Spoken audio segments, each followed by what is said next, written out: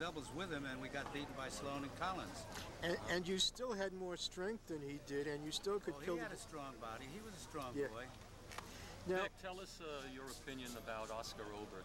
I know he was a great competitor. Yes. I know he followed you, and the same thing that happened with you and Jimmy. Oscar was your natural successor, I believe. What were your observations about his skill? All you three boys were that way. It's just that Oscar didn't have a strong enough hook service, which was very important.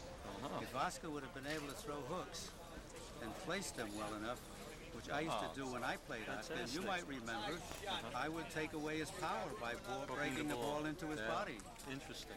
So, but what was his greatest asset, in addition to heart? 2 natural hands and speed, and hit a hard ball. Now, killed a lot of balls.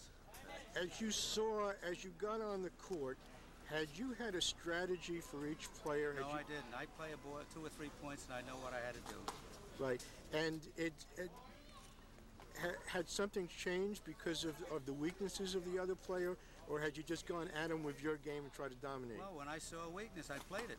Right, and you went after it. That's right. Yeah. Vic, did you feel you were a better singles player than doubles player, say, in one wall? No, I think I was as equally in both. And it just depends on the partner you have, whether they hold up with you. Did you fall into the trap of teaming up with another great singles champion? No. And then when it finally came to the court that you were not thinking as a team, but you were thinking as individuals? No, that didn't happen. The only time that happened was with Jacobs. And that was in the 3-wall?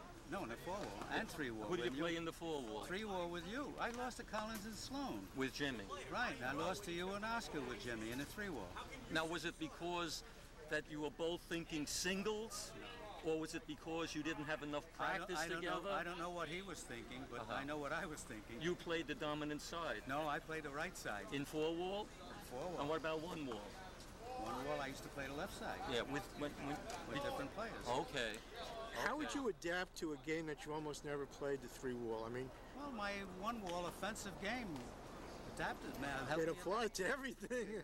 And you have to keep in mind, Matthew, that the 3-wall was originally played on a 23-46 court. I know, it's with gigantic. No back wall, which meant you can go back 50 or 55 feet.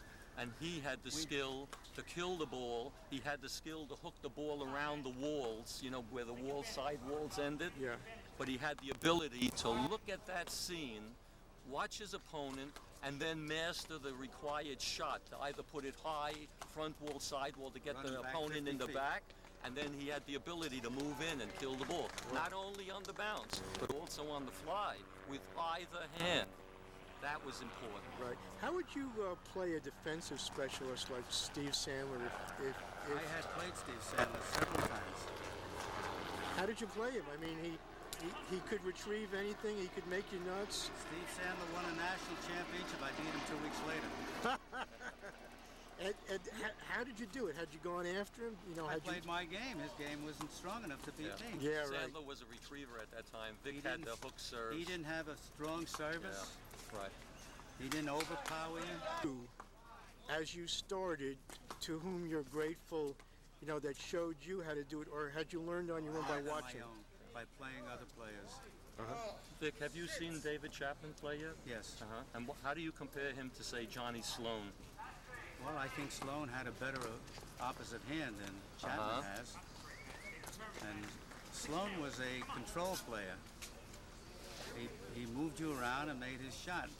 Chapman does the same thing, but I think the competition isn't strong enough. Okay. But Chapman, as Sloan had.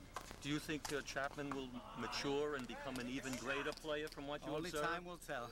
What's your gut feeling about him? I have no gut feeling. Okay. All right, I'm going to ask you a last question, Vic. As you come to Brooklyn, maybe 30 or 40 odd years after your reign as a kind of a king here, how do you feel about the change in the culture and the American culture in Brooklyn life? Courts are still the same. Okay, thank you very much, Vic Herskowitz.